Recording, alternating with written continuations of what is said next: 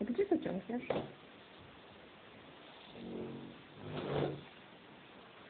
Aha, będziesz znowu na krzesełku siedzieć?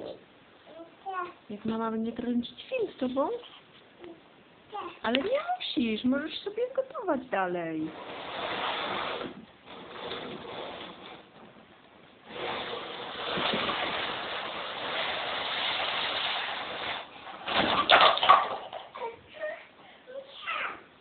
Ups. Patyczek się znalazł. No to tam odłożyłaś, na stoliczek.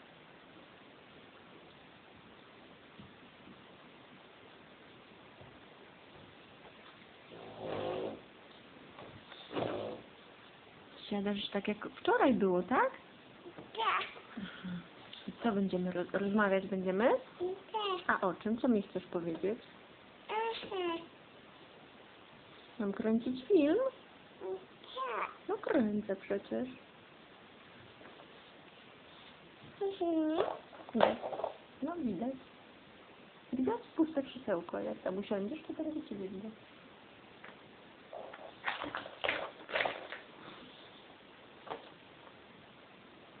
No siadaj, coś się popytam. No siadaj.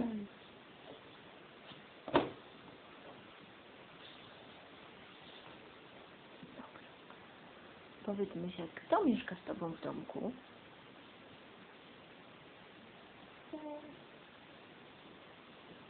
Tata, mama, tata, baba, tata.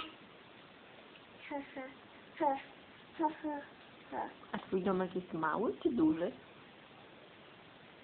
Dziura. Jaki? Dziura. Duży. Tak. Mhm. Fajnie się tu mieszka? Tak. Tak? A lubisz się bawić w swoim pokoiku? Tak. Mm.